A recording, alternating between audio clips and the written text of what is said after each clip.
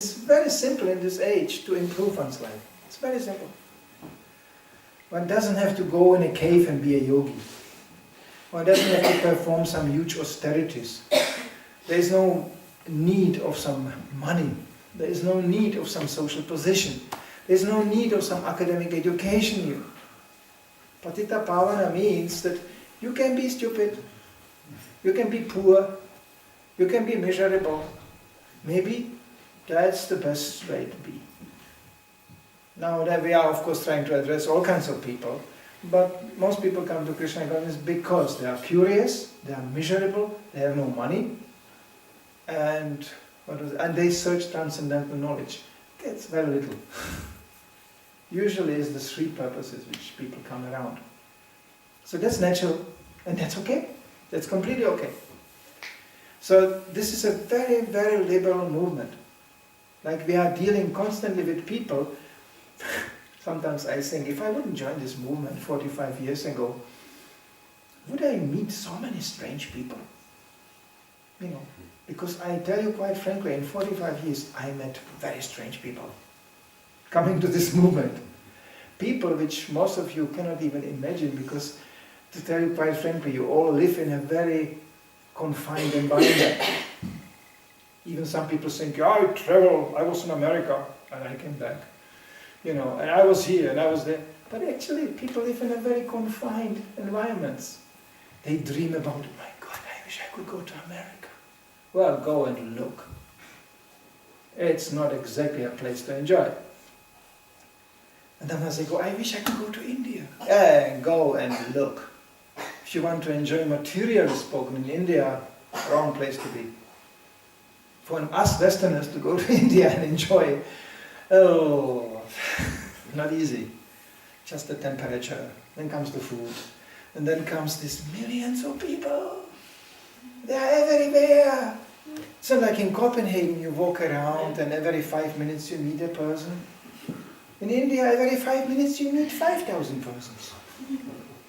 And they will push you, and they will step on you, and they will walk around, and they will go, and you don't understand anything what they are doing. Very uneasy feeling for a Westerner. You think, when I would die now here, nobody will even notice. You know, yeah? And probably not, yeah. So this is another place. So people dream up their worlds where they would like to go to. But actually we are living very little lives. We are quite confined to our little environment, and you know what we hear always on TV and internet, wow, there are so many big things going on out there. Because there's not so much going on in our lives. But in Krishna consciousness, oh, the amount of people you meet, the things you experience, and people, all kinds of people, you know, strange people, genius people, eccentric people, you know. But all this can be overcome by understanding the essential nature of man. And that means that we are not this eccentric nature. We are not this body, we are spiritual soul. And when you see it like this, then suddenly you can relate almost to anybody. And especially when somebody tries to understand he's a spiritual soul, oh, that's very nice. Not many people are doing that. And then you think, oh, now we can associate. And now we can talk. That's what Bhagavad Gita is about. That's what we are about. And that's what Lord Nityananda is about. So Lord Nityananda, his enthusiasm to save people was sometimes so great that he didn't consider anything anywhere. Where he is, what he's doing, who are these people, he just wants to induce them to take part in spiritual life. Which is very easy in this age. One just has to have to chanting the Hare Krishna mantra. Hare Krishna, Krishna Krishna, Hare Hare, Hare Rama, Rama Rama, Hare Hare. And we say, I don't understand one thing. What is this? It doesn't matter. It doesn't matter. When you take a medicine, I mean, who understands medicine? You get a bottle and you think, what? I mean, you don't understand anything. But the doctor said, you take this amount and you take it daily, you get better. So we promise everybody, if you do this chanting, it gets better. In all kinds of ways. And this is the message, and this is the medicine Lord Nityananda is administering in this age. Just chant Hare Krishna. But I'm an intellectual. Well, don't worry, this can be also changed. But I have no brain. Doesn't matter. Anybody can spell this out. This Hare Krishna mantra is there on the wall. Anybody can repeat this. Even a child can do that. Sometimes children become very blissful because they just take it. And they think, why I'm so happy, I'm so happy. It doesn't matter. Don't even try to think why you are happy, just be happy. That's how preaching goes in this age. Actually, the most problem we have is with people who think they know something. That's the biggest problem. Because to understand and embrace the simple message of Lord Nityananda, one has to forget whatever one heard before. People think, I know. What do we know? We just repeat. I just heard a discourse with my spiritual master, with Srila Prabhupada, where devotees present to him how some people are knowledgeable. He said, they are not knowledgeable, they are just skillful. That's all. He said, but you know, it's actually recorded on a walk on the ocean. Srila Prabhupada walks on the ocean, and he goes, I'm also knowledgeable. I can tell you, when I go now right and make 5 steps, I'm going to stand in the ocean. That's knowledge. You know, so they may say, how do you know? You are so knowledgeable. Prabhupada said, this is only skill. Because I walk many times into the ocean, so I get wet. So what we call very often knowledge is just skill. Like computer business. This is like this. You push this button, this button, enter, click here, and you know. That's not knowledge, that's skill. Any monkey can do that when you teach him that. They teach monkeys to have to work on computers. I saw actually something, you know, they taught monkey how to write on a computer. For A, he got banana. For B, he pushed, he got 2 bananas. He was writing like anything. Because anytime he wrote something, the bananas were coming. But when you look what people are doing, it's the same thing. They hire you, and you push, and at the end comes the banana. That's the salary at the month. So what's the difference between you and the monkey? That job any monkey I can teach. You go, and at the end, banana. Very good job, lots of bananas. It's a good job. That doesn't require, it's just a skill. It doesn't require any thinking much. Of course, then there are people who start to work and improvise and invent things. That requires a little bit creative thinking. But the ultimate creative thinking we find in Krishna consciousness. When we investigate into these kind of questions. And when we investigate how God appears, why He appears, and how can we benefit from that? Because He appears for our benefit. He doesn't have to appear. God is in a position He can say, you know what? Do whatever you like. Bye-bye. Because He doesn't need us. He could do that. He created this world for this purpose so we can forget Him. But actually that's not the real purpose.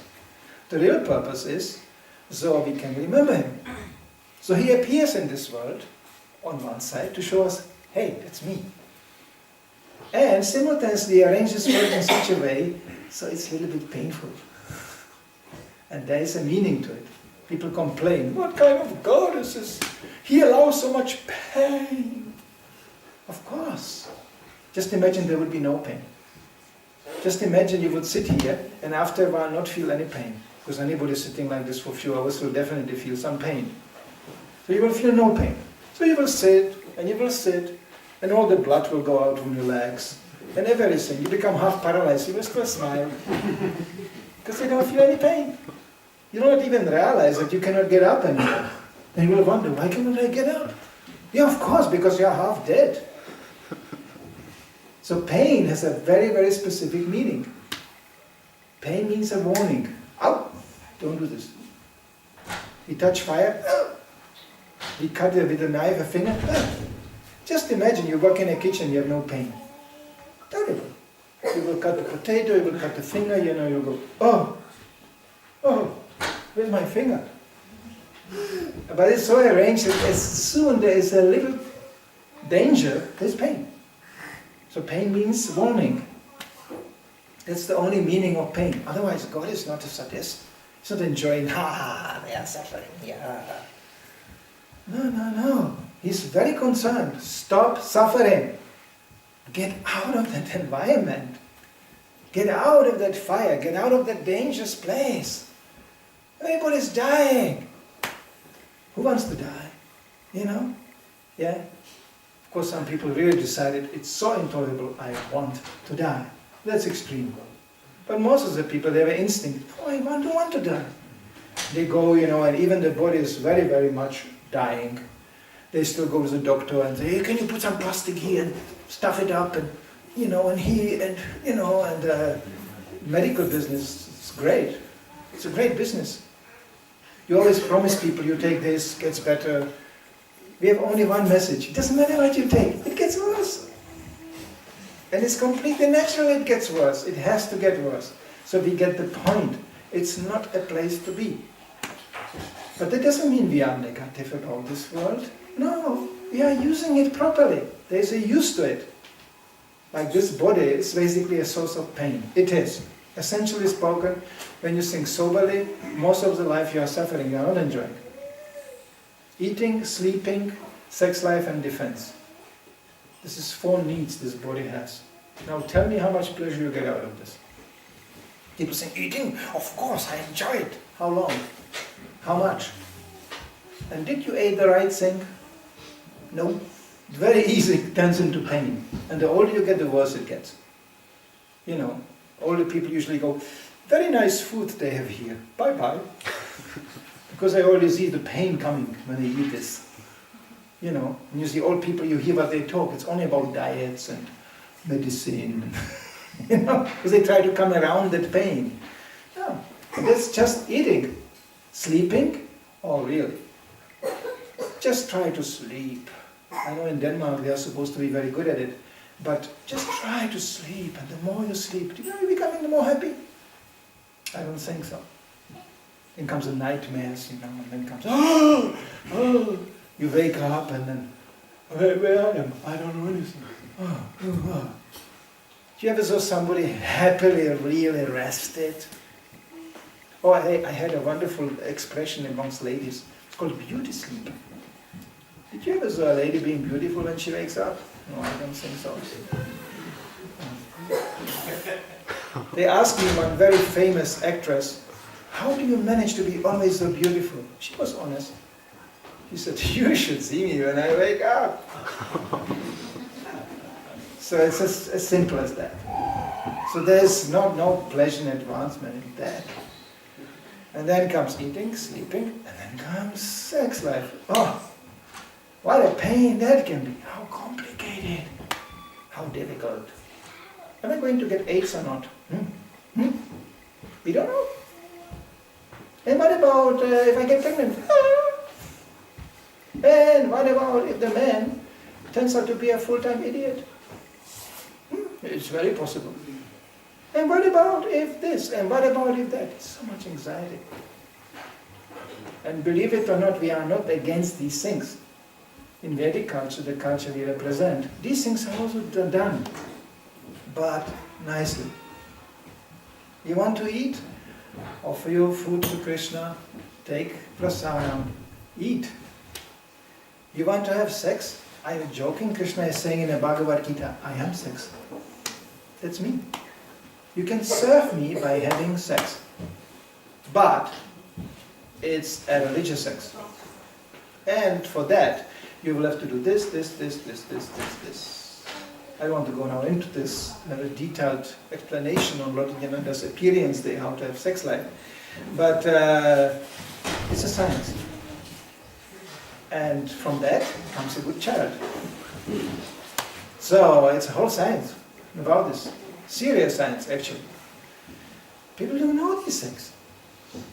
They just have sex. Well, any monkey has a sex, what's the big deal? You don't have to study this in the school, make it complicated. So this is a basic part of life, yeah, sure. So people complicate everything. Eating, sleeping, mating, and defending. Defending means I need a protected place to do the other 3 things.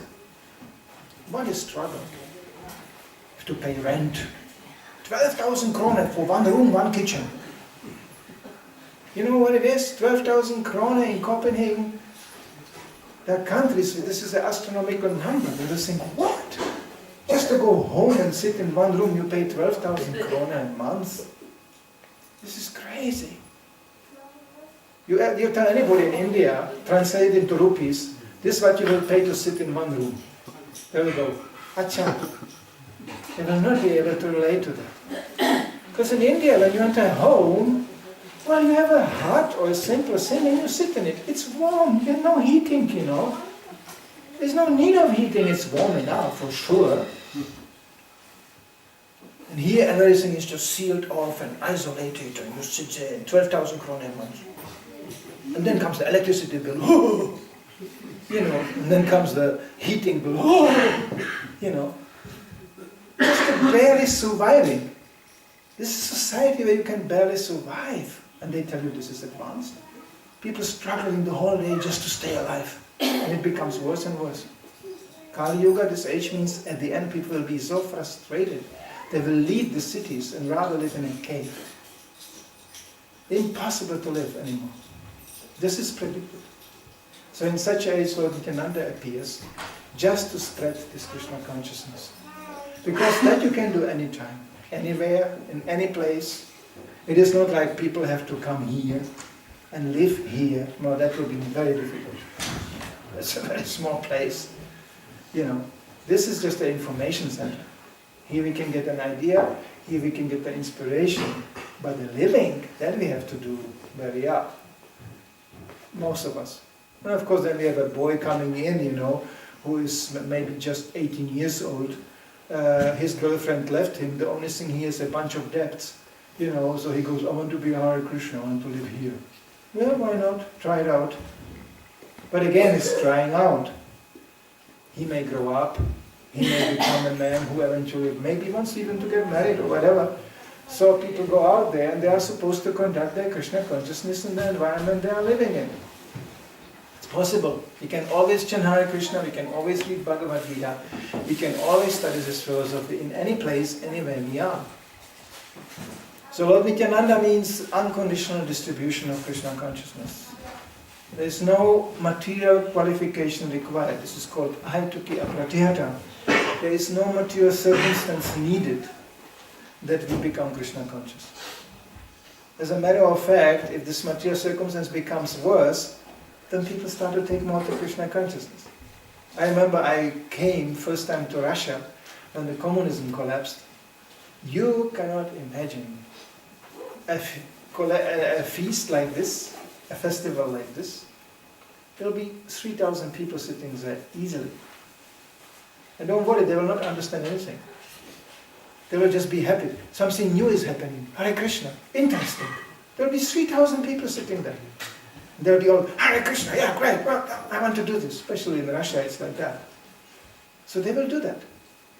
Yeah, but then when the ruble becomes 1 to $1, you know, something like that, the economy improves, immediately the number of people is less.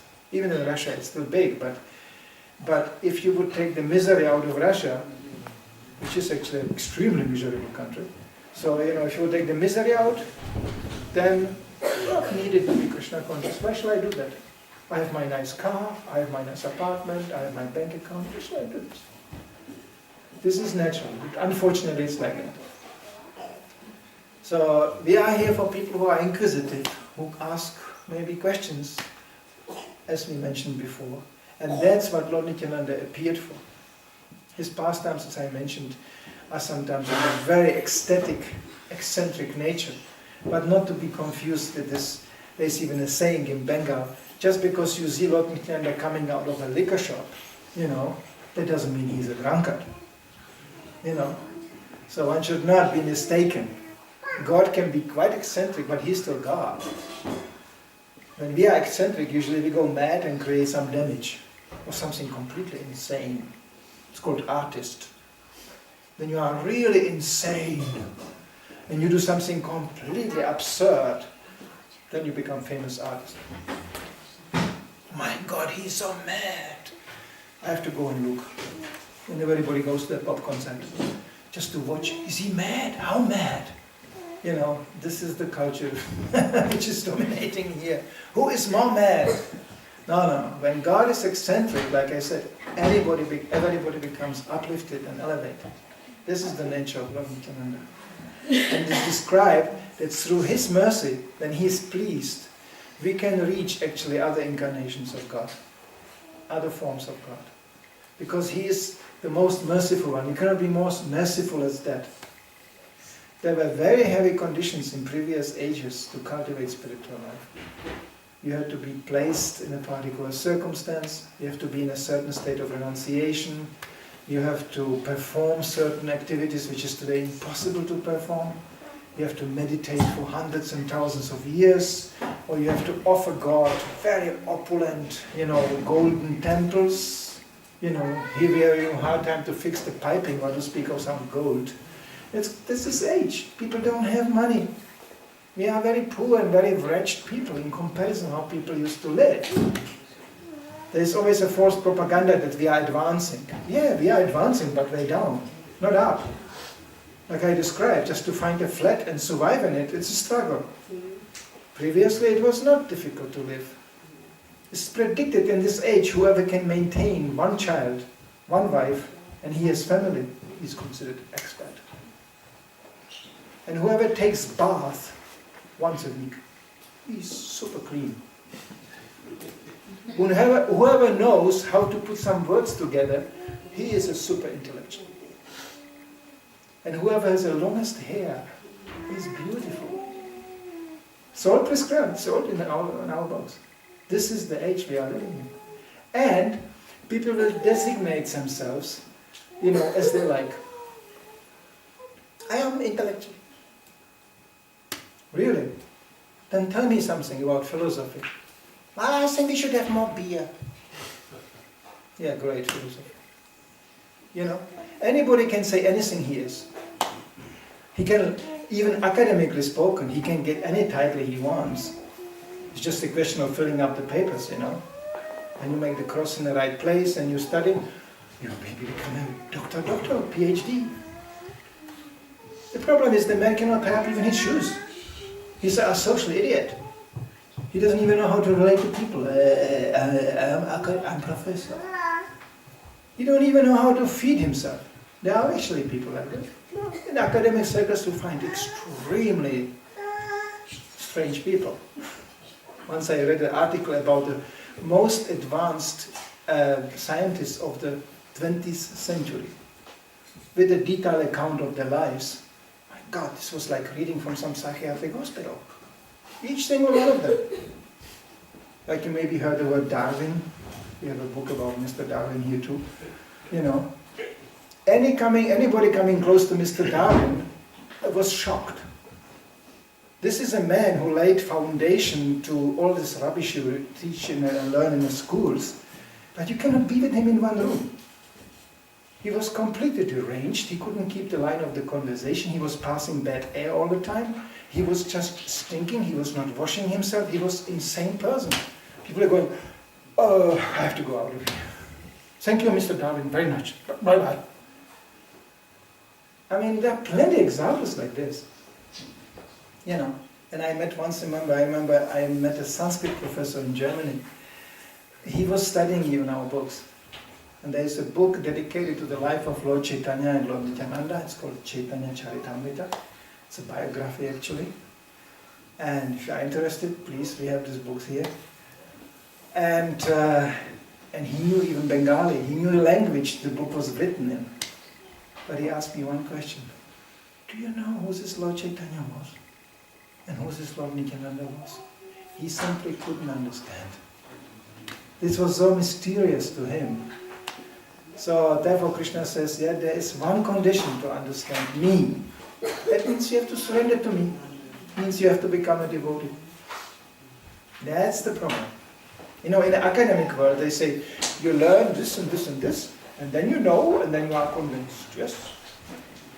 In spiritual life, first you surrender, and then knowledge comes. That makes things, people say, how can I surrender? I don't know anything about that. Well, sorry, that's the condition Krishna gives. If you surrender, then I give you knowledge. All kinds of knowledge, from inside, because God is in your heart. That kind of knowledge exists.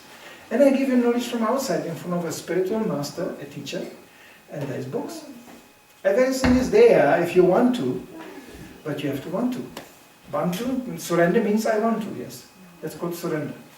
Not like, show me. This challenging, approach. In this way, one will never understand. So that's what we do. And that's what we are trying to do every day, to come closer to God. And by the mercy of Lord Nityananda, things became very, very easy. So I don't know, we don't have that much time left, but if you have some questions or some... Due to the audience, I'm quite audience-oriented, so I just don't want to go into the intimate details of Lord Nityananda thing. You will definitely get lost. I mean, you will just think, what is he talking about? This is really it's just no, I more try to point out the purpose of his appearance. Why did he appear? So we can become more Krishna conscious. Krishna consciousness is very, very practical. Anybody can do it. Any child in any position, he can start to apply it to his life and see how it improves his life very nicely.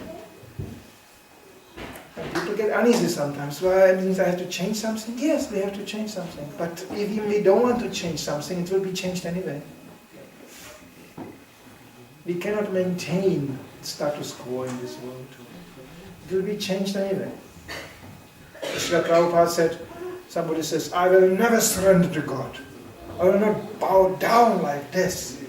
Prabhupada said, don't worry, you will. Nobody dies in a vertical position. At the end, Krishna says, I am the death. And I come. Uninvited, but I come.